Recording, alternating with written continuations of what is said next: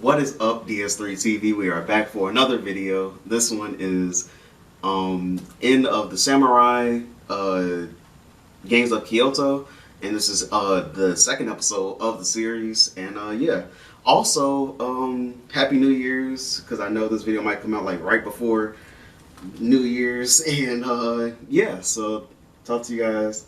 I mean, why I say talk to you guys like I'm gonna end the video, not show you guys the video. But also, thank you guys for getting up to 300 subscribers before New Year's.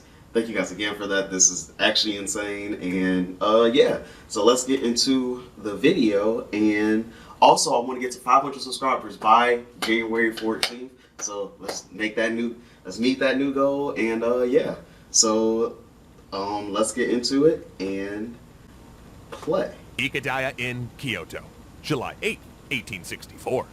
Men creep toward the glowing windows of the boarding house. They can see shadows of those talking inside. They wear the blue robes of the Shinsengumi, the feared police force of the shogun. Expert swordsmen, they've been tasked with suppressing the political violence that's tearing up the lantern-lit streets of the imperial city. Inside are the men of Choshu, and they plan to set fire to Kyoto, then use the confusion to attack rivals and get custody of the emperor. Suddenly, the Shinsengumi rush the building. Swords clash, but they're outnumbered. 20 of them against 30 Choshu plotters. Katanas swipe and strike, battles rage up and down the stairs. Swordsmen smash through paper walls. The fighting spills out of the inn and onto a nearby bridge. But the Shinsengumi hold their ground, as reinforcements surround the plotters within the besieged inn. 2 hours later, the Shinsengumi have killed 8 Choshu men and arrested 23 more. The plot is foiled, but Kyoto will still burn.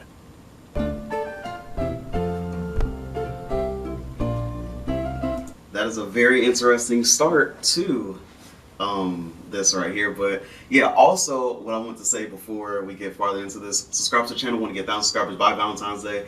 And yeah, so yeah. 4 years after the assassination of Ii Naosuke, Japanese politics were as divided as ever. Enemies of the shogunate increasingly coalesced into the Sonojoi faction, the anti-foreign pro-imperial party, which marched under the motto, "Revere the Emperor, expel the barbarians," that was feeding off of discontent with the government's foreign relations. All the while, Europe had followed the United States, enforcing unequal treaties on Japan, not only allowing their citizens to be there, but also be immune to Japanese law. It was a tinderbox. And it got set alight in 1860, when a British merchant named Charles Richardson got impatient on a major road and tried to force his way through a column of passing Satsuma samurai.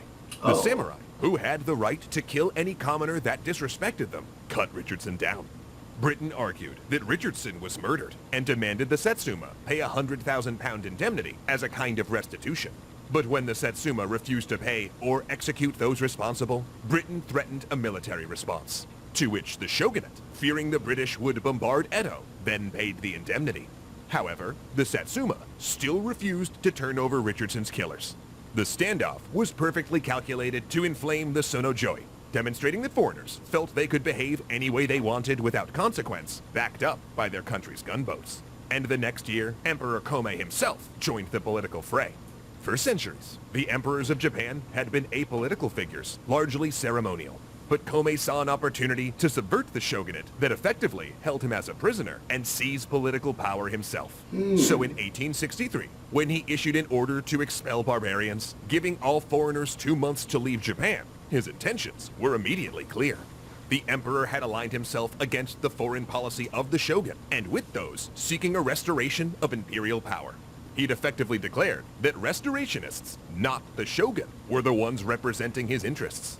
Following the emperor's order, the daimyo of the Choshu clan began firing on foreign ships in the Shimonoseki Strait, even using the 3 American-built steamships he'd purchased to battle the USS Wyoming, which originally had tried to force the port open. A month later, British warships, sent to demand that Satsuma hand over Richardson's killers, bombarded the Satsuma-held city of Kagoshima, the city's antiquated shore batteries holding out until the British ship ran out of ammunition. As it sailed off, the samurai of Satsuma stood in the knee-deep water, waving their swords. The next year, a multinational fleet of British, Dutch, French, and a single American ship, all they could spare due to the Civil War, attacked Shimonoseki again. Wow, so I didn't know that happened like during the Civil War. That's crazy. Punitive expeditions only deepened anti-foreign sentiment and the divide between the supporters of the emperor and those of the shogun. Then the plots began. Because if the restorationist faction could get their hands on the emperor, they could declare the Tokugawa shogunate illegitimate and bring it down. Yeah. Kyoto filled with plotters of many stripes, from moderate to radical. There were staunch traditionalists, like the Satsuma samurai Saigo Takamori, who believed in imperial restoration, but also military modernization as a survival tactic. Then there was Sakuma Shosen, a Renaissance man who'd read Western books and done experiments with electricity, batteries, and even built a working telegraph before Perry had even arrived. He wanted to open Japan fully to trade, with radical modernization under the slogan, Japanese spirit, Western technique. And then there was Sakamoto Ryoma, a samurai who hoped that after reinstalling the emperor, a new government would abolish feudalism and the caste system. He imagined a future where Japan was a democracy of the American or British style, with equality for all men and a gradual industrialization and modernization process that also respected tradition. And you could always tell who Ryoma was. He wore samurai robes and swords, but Western shoes. Kyoto became a hotbed of political violence.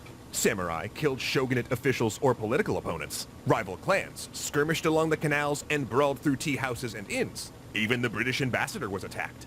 And Sakuma Shosen, the pro-science samurai who advocated opening the country to trade, was ambushed and murdered in broad daylight.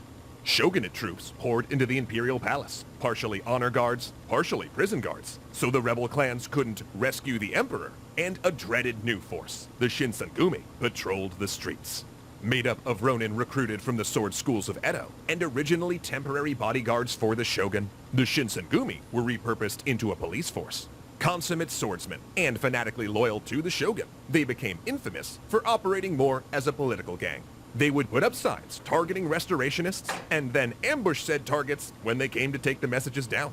And actually, their first leader became so known for his erratic outbursts of violence that the Shinsengumi themselves assassinated him. Oh, wow. But they proved their worth smashing anti-shogunate plots, like the Ikedaya incident, though less than 300 in number. You know how bad you have to be to have someone, like to have someone that's in your own, like your own regime assassinate you? Like, that's how, like, you gotta know something, it's pretty wrong there, you know? Even like, you know, if you're too extreme for the extremeness. Yeah, that's pretty crazy. Their simple banners and headbands, marked with the character for sincerity, became the face of shogunate rule in Kyoto. 1 month after the fight at the Ikedaya Inn, the streets of Kyoto were afire once more. A force of 3,000 samurai, 1,400 from Choshu, and 1,600 ronin attacked a gate of the imperial palace. And in the confused fighting, Tokugawa Yoshinobu, who had nearly been declared shogun during the last succession crisis, led a patchwork of clans against the rebels. It was an odd mix. The Satsuma samurai, led by Saigo Takamori, took the side of the shogunate alongside the Shinsengumi. Despite Saigo's restorationist feelings, he was not yet ready to rebel. It was a disaster for the Choshu forces. Outnumbered more than 10 to 1, and leaving 400 bodies at the gate, they set part of the palace alight in an attempt to escape, but burned down part of Kyoto in the process. And that's when the shogunate really started cracking down on dissent. They hastily organized an expedition to punish Choshu, but when the expedition arrived, there was no war to fight. Because Saigo Takamori, among the expedition's commanders, persuaded the Choshu samurai, rather than battle, to simply hand over the plot's leaders. The shogun was, to be honest, relieved, because a conflict might provoke a larger war, and currently, he had the upper hand. Except he didn't, because while the Choshu clans were Saigo Takamori's traditional rivals, he had realized that if he ever hoped to overthrow the shogun, the southern domains of Satsuma and Choshu would have to form an anti-Tokugawa bloc. Sneaky, sneaky. But to pursue this uneasy alliance, they would need a go-between, a third party that belonged to neither clan and could broker a deal, a samurai everyone respected. And he knew just the guy, Sakamoto Ryoma. Like many restorationists, he'd fled to Satsuma. And after nearly 2 years of work and a coup that brought an extremist restorationist faction to power in Choshu, he'd managed to forge an alliance. And the forging didn't stop there.